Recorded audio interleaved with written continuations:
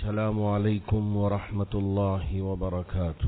الحمد للہ رب العالمین والصلاة والسلام على سید الانبیاء والمرسلین محمد وآلہ واصحابہ اجمعین، اما بعد فاعوذ باللہ من الشیطان الرجیم، بسم اللہ الرحمن الرحیم۔ ان الذين قالوا ربنا الله ثم استقاموا تتنزل عليهم الملائكة الا تخافوا ولا تحزنوا وابشروا بالجنة التي كنتم توعدون نحن اولياؤكم في الحياة الدنيا وفي الآخرة ولكم فيها ما تشتهي انفسكم ولكم فيها ما تدعون نزلا من غفور رحيم۔ صدق الله مولانا العظيم۔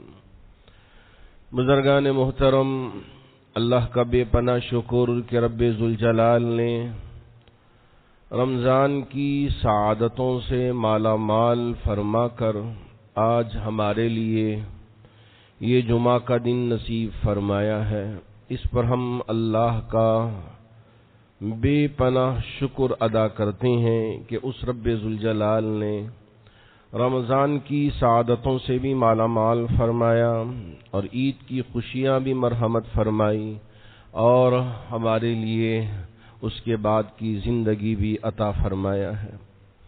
اللہ کرے کہ مرتے دم تک ہم میں سے ہر ایک ایمان پر ثابت قدم رہے، گناہوں کو چھوڑ کر، غلط کاموں کو چھوڑ کر، جھوٹ کو چھوڑ کر، دھوکے کو چھوڑ کر صحیح زندگی گزارنے والا مسلمان اللہ رب ذوالجلال ہم میں سے ہر ایک کو بنا دے، اس کی توفیق عطا فرمائے۔ اللہ نے فرمایا ان الذین قالوا ربنا اللہ، یقیناً وہ لوگ جو یہ کہا کرتے ہیں کہ ہمارا رب اللہ ہے، ہمارا رب اللہ ہے، ثم استقاموا، پھر اس پر وہ پابند رہتے ہیں۔ رمضان کی مبارک ساعتوں میں ہم اللہ کو پکار رہے تھے کہ اے میرا رب، تو ہی ہے ہمارا مالک، تو ہی ہے ہمارا خالق، تو ہی ہے ہمارا معبود، تو وحدہ لا شریک ہے، تو لم یزل ولا یزال ہے، تو حی قیوم ہے، ساری قدرتوں کا مالک اے اللہ تو ہی ہے۔ اللہ رب ذوالجلال کو ہم پکار رہے تھے اور گناہوں سے معافی مانگ رہے تھے، غلط کاموں سے بچنے کی اللہ کی بارگاہ میں ہم عاجزی و انکساری کے ساتھ دعائیں مانگ رہے تھے۔ ربنا اللہ، اے ہمارا رب تو ہی ہے، اللہ تو ہی ہے۔ ثم استقاموا، پھر ہم اس پر ثابت قدم رہے۔ اب یہ نہیں کہ رمضان چلا گیا تو اب ہماری زندگی میں جھوٹ آ گیا۔ لوگ کہا کرتے تھے جب روزے کی حالت میں ہوتے، میں گالی نہیں دے سکتا اس لیے کہ روزے سے ہوں، میں جھوٹ نہیں بول سکتا اس لیے کہ روزے سے ہوں، میں دھوکہ نہیں دے سکتا اس لیے کہ روزے سے ہوں، میں عیب والا مال بیچ نہیں سکتا اس لیے کہ روزے سے ہوں، میں کسی کے مال کو ظلماً چھین نہیں سکتا اس لیے کہ روزے سے ہوں۔ نا نا نا، صرف روزے کی حالت میں یہ ساری پابندیاں نہیں تھی، یہ ساری پابندیاں پوری زندگی کے لیے میرے رب نے ہمارے لیے شریعت مطہرہ کے طور پہ عطا فرمایا ہے۔ میرے نبی کی زندگی میں نہ حضرات صحابہ کی زندگی میں جھوٹ تھا، نہ دھوکہ تھا، نہ غبن تھا، نہ ظلم تھا، نہ دوسروں کے مال کو ہڑپنے کی لالچ تھی۔ ہاں جب جا کے میرے رب نے فرمایا رضی اللہ عنہم ورضوا عنہ، اللہ بھی ان سے راضی اور وہ بھی اللہ سے راضی۔ ثم استقاموا، پھر ہم اس پر ثابت قدم رہے، اپنی زندگی کو جو رمضان میں ہم نے بنایا تھا اس کے مطابق ہم زندگی گزارنے والے 11 مہینے ہم اس پر عمل کرنے والے بن جائیں۔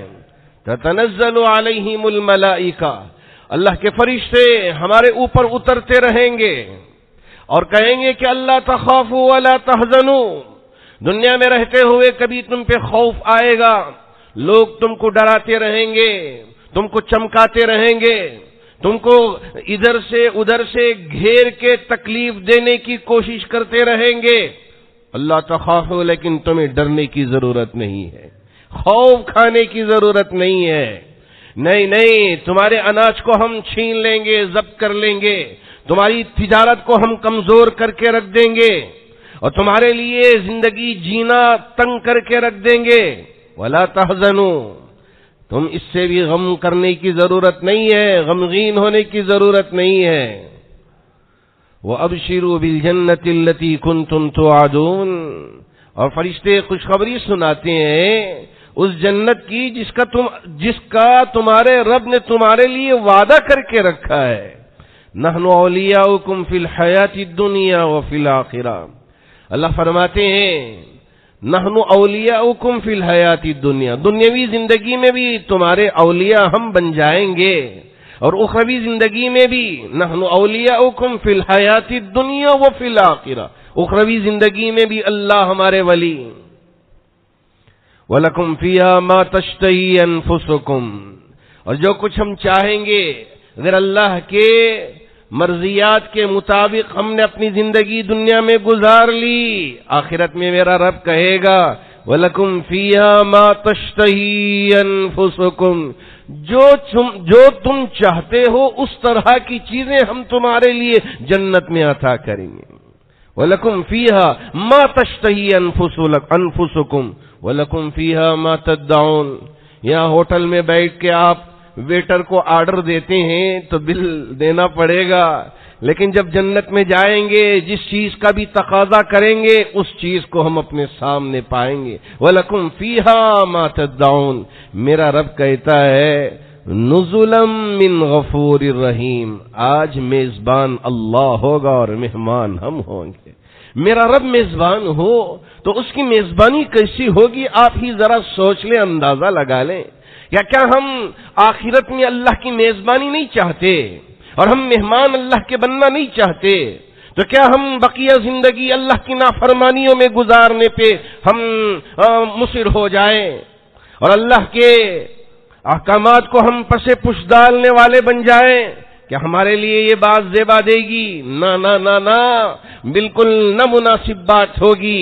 بلکہ ہم نے جو پریکٹس کیا تھا رمضان میں، بقیہ زندگی بھی ہماری اسی طرح گزر جائے، اسی طرح ہمارے لیے خیر کے راستے اللہ کھول دے، یہ ہماری تڑپ ہونی چاہیے، یہ ہماری فکر ہونی چاہیے. اللہ کرے کہ اللہ مجھے بھی یہ باتیں سمجھا دے اور آپ میں سے ہر ایک کو بھی سمجھنے کی توفیق عطا فرما دے. آج کل ہماری اس ریاست میں الیکشن کا دورہ ہے. جی ہاں، اب آنے والے دنوں میں انتخابات ہیں، تو اب مسلمان کیا کرنا چاہیے کہ اپنا الیکشن کارڈ کسی کے حوالے کر کے سفر میں نکل جائے، یا یہ ہے کہ اس میں بھی حصہ لینا ہے، ہماری ذمہ داری ہے اور یہ ہمارا حق ہے، اس کا ہم کو استعمال کرنا چاہیے یا نہیں، اس کے بارے میں بھی ہم کو غور و فکر کرنا چاہیے. میرے نبی تاجدار مدینہ احمد مصطفیٰ محمد مجتبی صلی اللہ علیہ وسلم مدینہ المنورہ تشریف لے گئے تو وہاں آپ نے دوسری قوموں کے ساتھ کیسے پیش آئے اور آپ کا طریقہ کار کیا تھا، میثاق مدینہ کسے کہتے ہیں، اس پر میرے نبی کس طرح دوسروں کو جوڑ کر لے کے امت کو اور غیروں کو جوڑ کے کیسے امت کے سامنے نمونہ پیش فرمایا تھا، اسے آج ہمیں سمجھنے کی ضرورت ہے. ہم سوچتے ہیں کہ سیاست آج کل گندی ہو چکی ہے، ہم کیوں اس میں حصہ لیں؟ نہیں، اسے چھوڑ دیں، اسے گندی ہی رہنے دیں. اس طرح کی ہم باتیں کرتے ہیں، بالکل ہمیں دیکھنے کے لیے ایسا ہی ملتا ہے. کیا کریں، ووٹ خریدا بھی جاتا ہے، بیچا بھی جاتا ہے، جبکہ نہ مسلمان بکتا ہے نہ مسلمان بیچتا ہے اپنے آپ کو. یہ مسلمان کی صفت ہے. میں آپ کو کیا بتاؤں، میرے آقا تاجدار مدینہ احمد مصطفیٰ محمد مجتبی صلی اللہ علیہ وسلم جب مدینے کی سرزمین پہ قدم رکھا، یہودی سود کا کاروبار کیا کرتے تھے.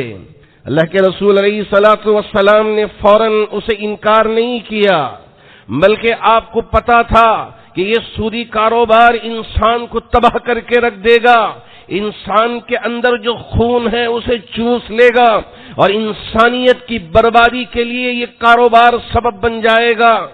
ہم نے دیکھا کہ جو مغربی ممالک میں ہے، جہاں یہ کاروبار بہت تیزی سے چلتا ہے، ہر شخص اس میں مبتلا ہے، آخرکار نتیجہ کیا نکلتا ہے کہ زندگیاں برباد ہو جاتی ہیں، لوگ خودکشیوں پر آمادہ ہو جاتے ہیں۔ اس وجہ سے میرے نبی نے فرمایا کہ یہ کاروبار صحیح نہیں ہے، اس سے بچنا چاہیے۔ آپ نے کیا کیا؟ امت کے مالداروں کو یہ گزارش کی کہ آپ صدقہ و خیرات کے ذریعے غریبوں کا خیال رکھیں۔ یہ کاروبار ایسا ہے جو مالدار ہے وہ امیر سے امیر بنتا چلا جاتا ہے، اور غریب جو ہے غریب سے غریب بنتا چلا جاتا ہے۔ یہ اسلام کا دیا ہوا طریقہ نہیں ہے۔ اسلام یہ چاہتا ہے کہ جو غریب ہے وہ بھی اچھی زندگی گزر بسر کرنے والا بن جائے، اس کی زندگی میں بھی اچھائیاں آئیں، وہ بھی کھانے کے لیے نہ ترسے، وہ نوالے کے لیے نہ ترسے، وہ بھی اچھی زندگی گزر بسر کرے۔ میرے نبی نے مالداروں سے گزارش کی کہ آپ زکوٰۃ نکالیں اور آپ صدقہ و خیرات کے ذریعے غریبوں کی مدد کریں۔ جی ہاں، سود کے ذریعے انسان کے خون کو چوسنے کی ضرورت نہیں ہے۔ اللہ کے رسول علیہ الصلوۃ والسلام نے مواخات کا رشتہ قائم فرمایا کہ یہ مہاجر صحابہ مدینے کو ہجرت کر کے آئے ہیں یا انصار صحابہ ہیں، ان کے درمیان میں بھائی چارگی پیدا کی کہ یہ ایمانی تقاضا ہے کہ ایک مسلمان دوسرے مسلمان کے کام آ جائے، ایک مسلمان دوسرا مسلمان کا خیال رکھے۔ اس لیے ایک صحابی جو مہاجر آئے تھے، بالکل دور سے سفر کر کے اللہ کے رسول علیہ السلام نے اپنے گھر میں پوچھا کہ میرے اس مہمان کی مہمان نوازی کے لیے کچھ ہے؟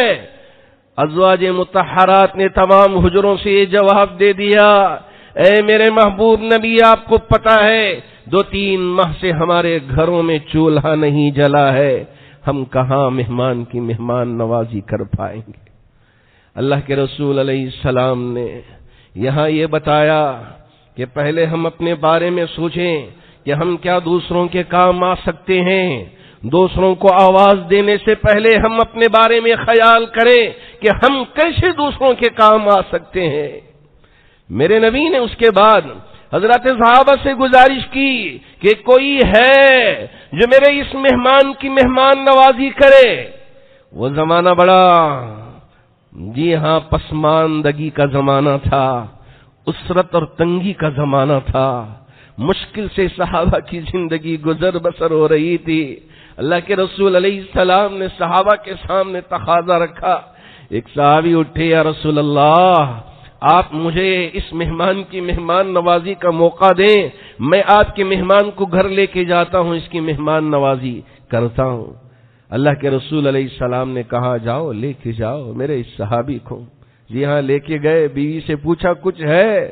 بیوی نے جواب دیا کہ گھر میں نہ میرے لیے ہے نہ آپ کے لیے ہے، جو کچھ ہے صرف بچوں کے لیے تھوڑا تھوڑا باقی رہ گیا ہے، اس کے علاوہ کچھ نہیں ہے۔ صحابی نے فرمایا، میرے نبی کا مہمان ہے، میرے نبی کا مہمان ہے، اس لیے ایسا کرو ہم بھی بھوکے رہ جائیں گے، آپ بھی بھوکے رہ جائے، بچوں کو بھی بہلا پھسلا کے سلا دیجئے، اور آپ بھی کھانا رکھنے کے بعد چراغ درست کرنے کے بہانے چراغ کو گل کر دیجئے، مہمان کو یہ لگے کہ میں بھی کھا رہا ہوں لیکن میرے نبی کا مہمان پیٹ بھر کے کھا لے، مجھے اس سے بڑھ کر کوئی اور چیز نہیں چاہیے۔ جی ہاں، کیا۔ اس بیوی نے اپنے شوہر کی بات مان کے چراغ گل کر دیا، خود کو بھی بھوکا رکھ لیا، بچوں کو بھی بھوکا رکھ دیا، اپنے شوہر کو بھی بھوکا رکھ دیا۔ جب جا کے اللہ رب ذوالجلال نے میرے نبی کے سامنے خوشخبری سنا دی تھی، وَيُؤْثِرُونَ عَلَىٰ أَنفُسِهِمْ وَلَوْ كَانَ بِهِمْ خَصَاصَةٌ، مسلمان کیسے ہو سکتا ہے کہ اپنے آپ کو خسارے میں رکھ کر دوسرے کی مدد کرتا ہے؟ یہ ہے مسلمان۔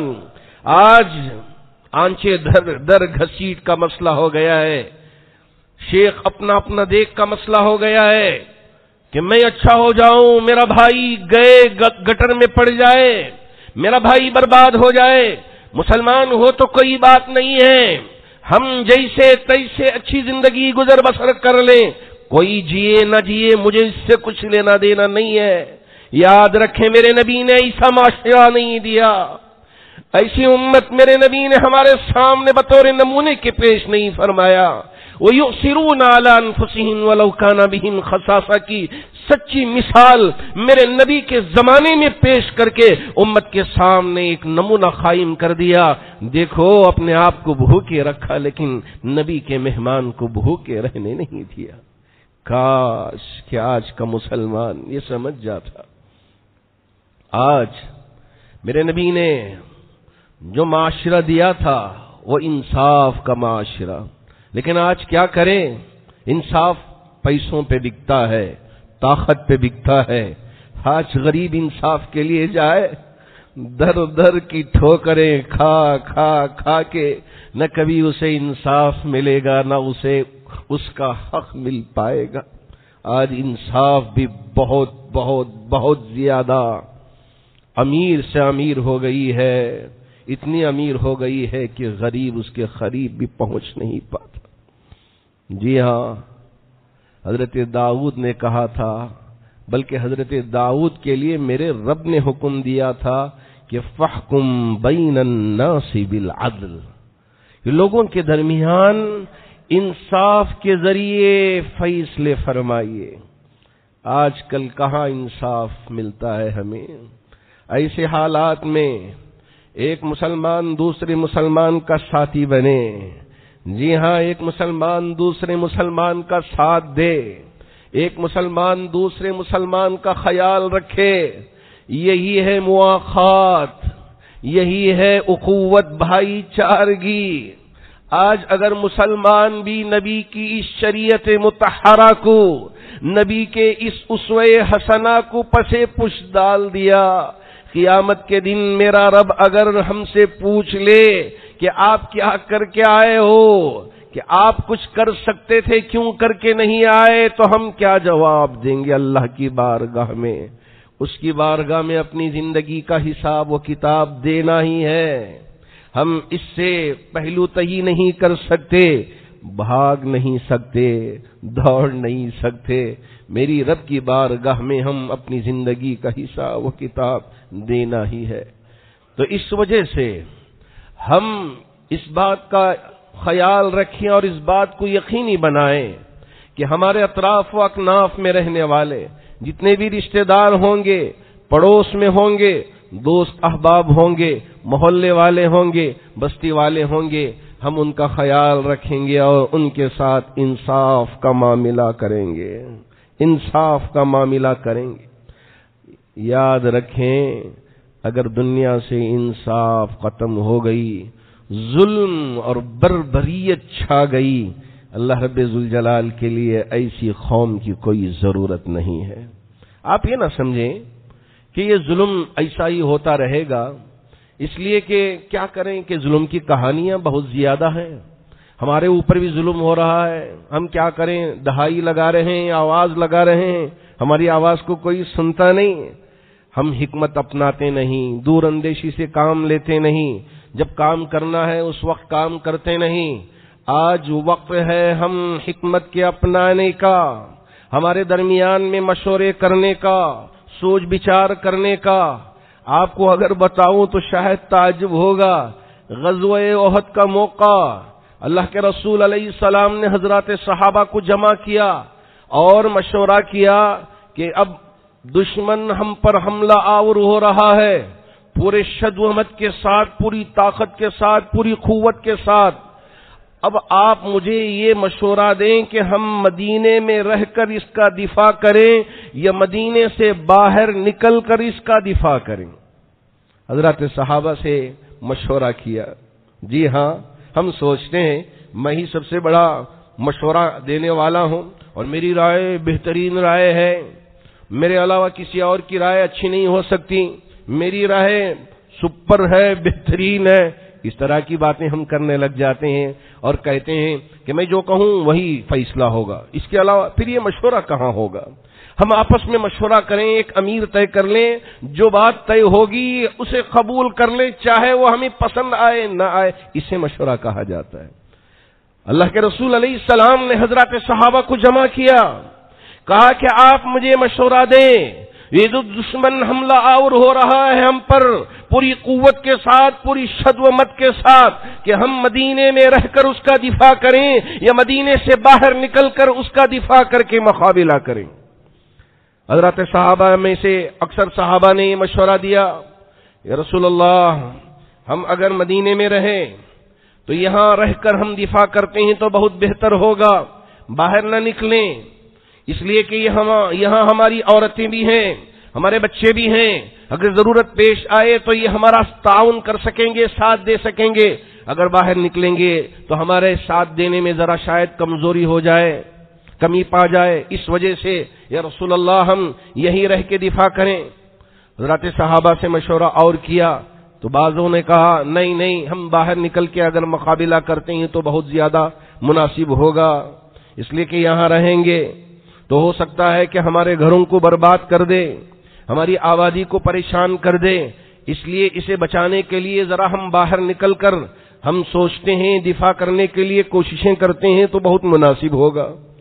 اللہ کے رسول علیہ الصلوۃ والسلام کی بھی رائے یہی تھی کہ مدینے میں رہ کر، آپ نے بھی رائے پیش کر دیا، مدینے میں رہ کر ہم ان کا دفاع کریں تو بہت زیادہ مناسب ہوگا، لیکن اکثر کی رائے یہ آئی کہ ہم باہر نکل کر اگر دفاع کرتے ہیں، اور بعض صحابہ نے اس پر ذرا اصرار بھی کر دیا، یا رسول اللہ ہم باہر نکل کر ہی اس کا دفاع کرتے ہیں تو بہت زیادہ مناسب ہوگا۔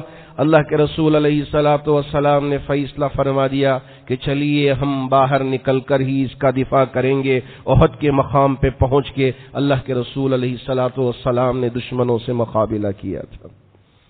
جو صحابہ مشورہ دیے تھے کہ باہر نکل کر ہم دفاع کریں گے، ان کو احساس ہوا کہ اللہ کے رسول علیہ السلام کی رائے یہ تھی کہ مدینے میں رہ کر دفاع کریں، لیکن ہمارے اصرار کی وجہ سے اور ہماری رائے کی وجہ سے اللہ کے رسول علیہ السلام اپنی رائے پہ فیصلہ کیے بغیر اکثر کی رائے پہ فیصلہ فرما دیا اور باہر نکل کے آ گئے۔ شاید اللہ کے نبی کو تکلیف ہو رہی ہوگی، چلیے ہم اللہ کے نبی کو پھر باہر ہم مشورہ دیں، رائے دیں کہ آپ چلے جائیں، ہم مدینے ہی میں رہ کر دفاع کریں گے۔ قربان جائیے میرے نبی پہ سن کے جائیں، یاد رکھیں کہ کیا جواب دیا تھا میرے نبی نے۔ اللہ کے رسول علیہ الصلوۃ والسلام نے فرمایا، ایک مشورے کے بعد ایک اور مشورہ کرنا ٹھیک نہیں ہے، مشورہ ہو گیا، جو بھی طے ہو گیا، فیصلہ ہو گیا، اب اسی پر ہم قائم رہیں گے۔ اب آپ بھی پوری یکسوئی کے ساتھ، دل جمعی کے ساتھ کام کرنے پہ آپ لگ جائیں۔ اللہ کے رسول علیہ السلام نے فرمایا، گھر والے گھر کی حد تک مشورہ کریں، محلے والے محلے کی حد تک مشورہ کریں، حلقے والے حلقے کی حد تک مشورے کریں، اور آپس میں مختلف رائے ہو سکتی ہیں، ان کی رائے الگ، ان کی رائے الگ، لیکن امت مسلمہ کو یہ ایک رائے پہ متفق ہونا ضروری ہے، یہ وقت کا اہم ترین تقاضا ہے۔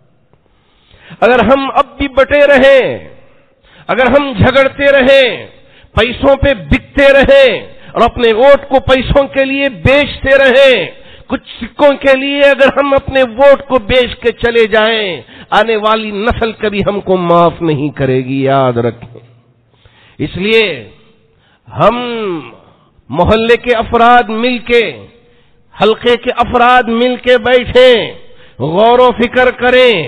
ہاں مختلف سوچ ہو سکتی ہے، کبھی ادھر کبھی ادھر کبھی ادھر، لیکن مختلف قسم کی آراء رکھ کر یہ ایک جگہ بیٹھ کے دانشوران حلقہ بیٹھ کے یہ ایک متفقہ فیصلہ لیں اور اس پر ہم عمل پیرا ہو جائیں تو جب جا کر ہی ہم کو کامیابی و کامرانی مل سکتی ہے۔ حضرات صحابہ کی مختلف رائے تھی، جی ہاں، جب خندق کھودنے کی بات آئی تو اس وقت پر بھی بعض صحابہ تیار نہیں تھے، بعض صحابہ تیار تھے کہ خندق کھودی جائے مدینے کے اطراف۔ جی ہاں، خندق کھود کے ایک بہت بڑا نالا جسے ہم کہتے ہیں خندق، دشمن آئے تو پار کر نہ پائے، اس لیے خندق کھودنے کے سلسلے میں بعض صحابہ کا مشورہ نہیں تھا۔ لیکن جب یہ فیصلہ ہوا تمام کی رائے سے میرے نبی نے فیصلہ لے لیا کہ خندق کھودی جائے گی۔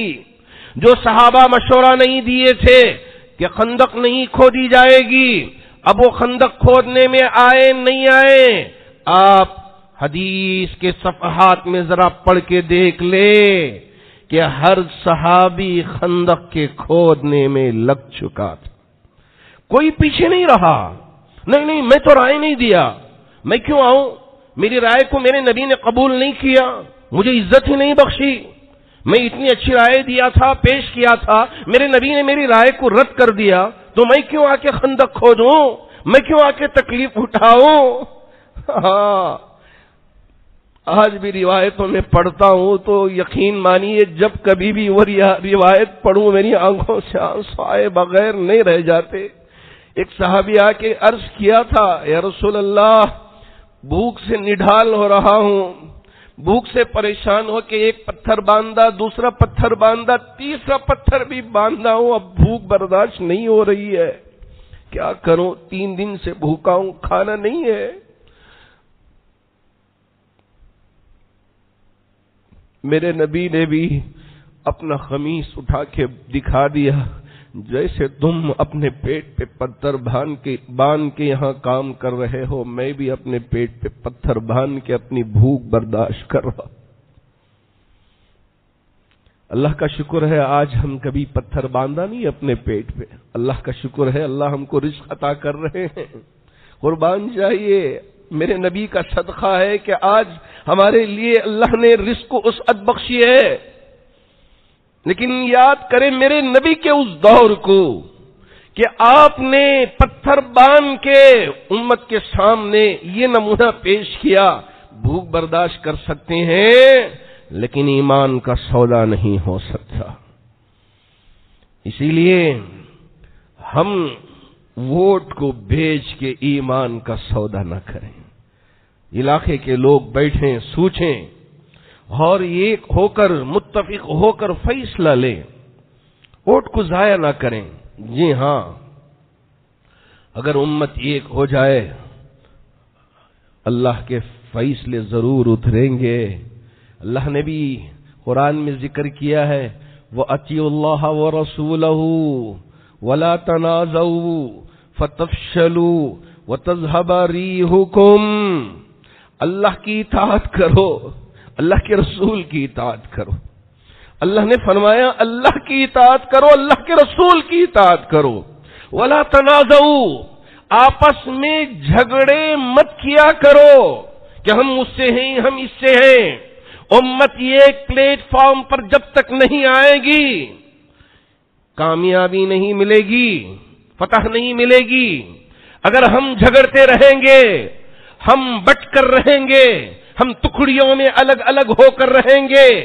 میرے رب نے یہ بات واضح طور پہ قرآن میں ذکر کر دیا، فَتَفْشَلُوا وَتَذْهَبَ رِيحُكُمْ، تم بزدل ہو جاؤ گے، اندھیرے سے بھی تمہیں ڈر لگنے لگے گا، تمہارے سائے سے بھی تمہیں ڈر لگنے لگے گا، اگر تمہارے مکان پہ اگر یہ الو آ کے بیٹھ جاتا ہے اس سے بھی تمہارا ایمان خطرے میں پڑ جائے گا۔ فَتَفْشَلُوا وَتَذْهَبَ رِيحُكُمْ، اور یہ تمہاری ہوا اکھڑ جائے گی، تم سوچ رہے ہوگے کہ ہم کروڑوں پہ ہیں، ہم لاکھوں میں ہیں، تمہارے ان لاکھوں میں اور کروڑوں میں ہونے کا کوئی اعتبار نہیں ہوگا۔ آج یہ وقت کا اہم ترین تقاضا ہے، یہ پکار ہے ہمارے لیے کہ امتی ایک پلیٹ فارم پہ آ جائے، ایک چین کی طرح، ایک سرکل کی طرح ہم جڑ جائیں، ورنہ آنے والے وقت میں ہم پکار رہے ہوں گے مدد کے لیے، کوئی ہے میری مدد کرنے والا، میری بیوی اس وقت پریشانی میں ہے، میرا بچہ پریشانی میں ہے، میرا باپ پریشانی میں ہے، کوئی ہماری پکار کی طرف آواز نہیں دے گا، ہمیں پاؤں میں رون کر چلے جائے گا، ہماری طرف نظر تک اٹھا کر کوئی دیکھنے والا نہیں ہوگا۔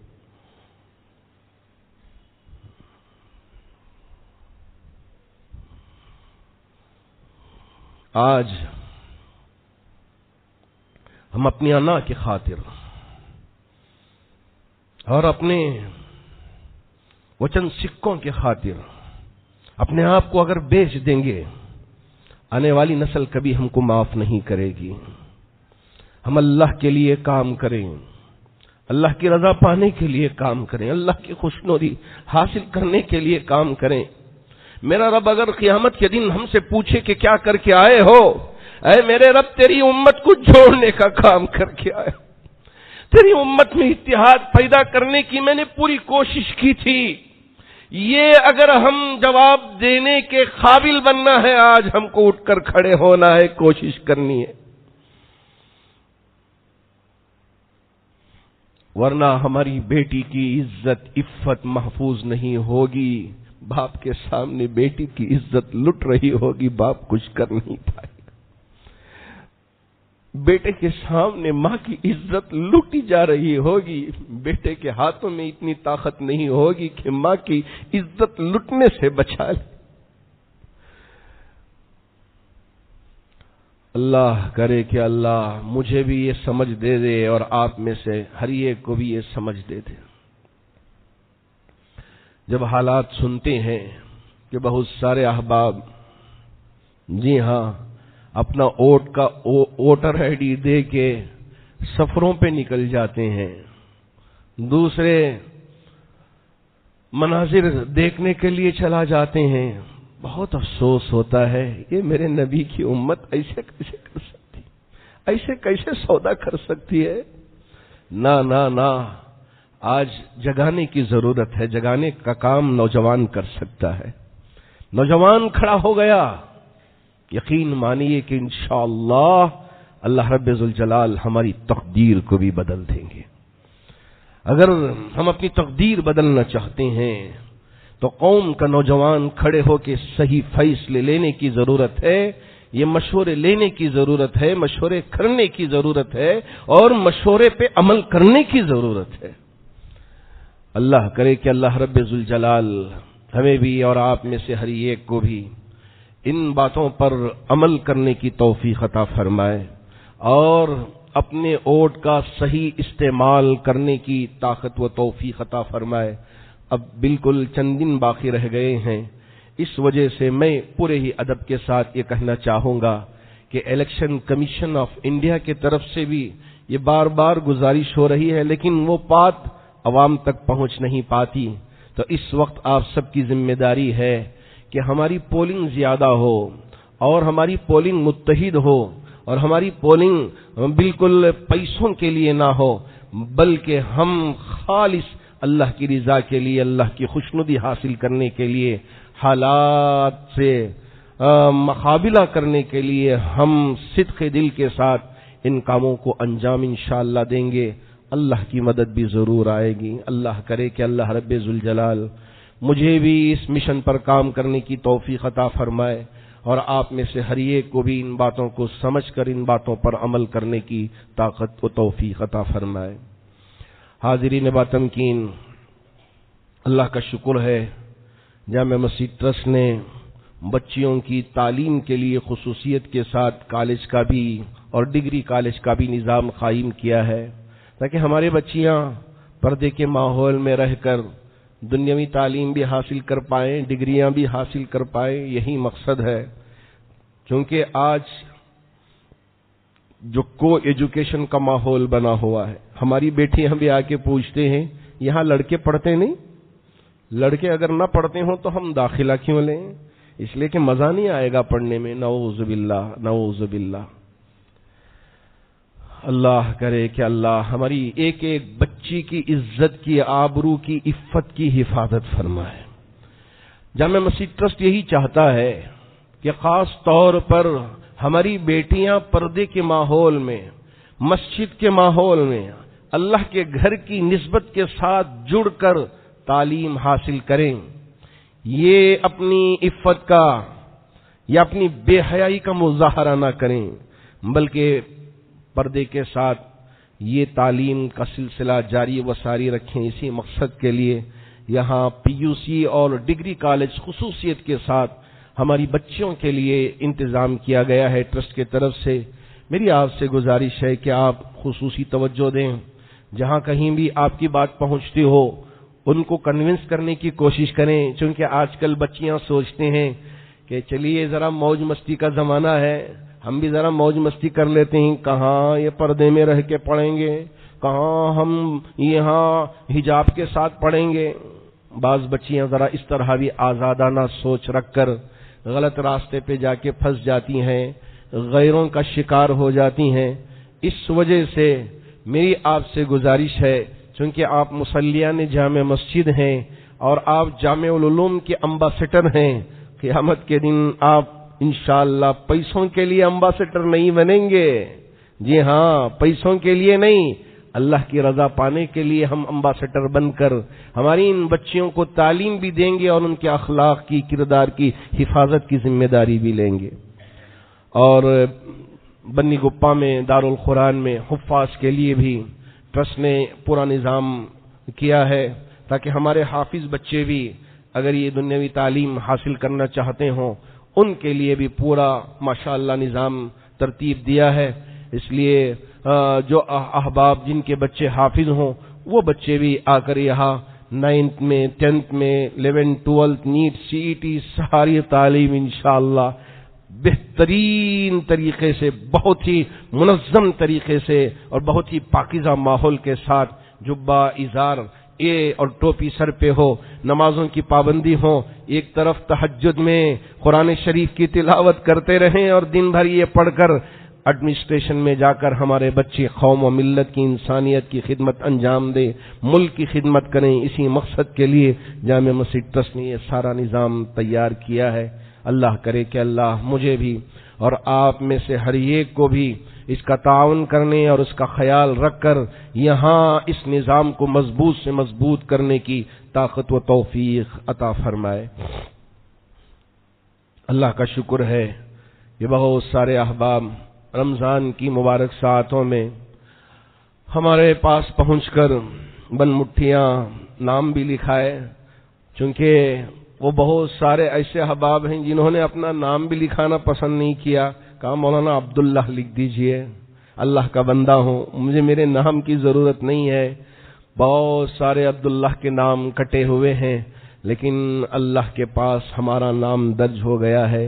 اللہ کرے کہ جن احباب نے بھی رمضان کی مبارک ساعتوں میں اپنی زکوٰۃ اور صدقات و خیرات کے ذریعے جامع مسجد ٹرسٹ میں چلنے والے ان اداروں میں جو بچے غریب پڑھ رہے ہیں ان کی امداد کی آپ نے فکر فرمائی ہے اور اپنا جو حلال سرمایہ ہے وہ اللہ کے لگایا ہے، اللہ کی بارگاہ میں اسے شرف قبولیت عطا فرمائے۔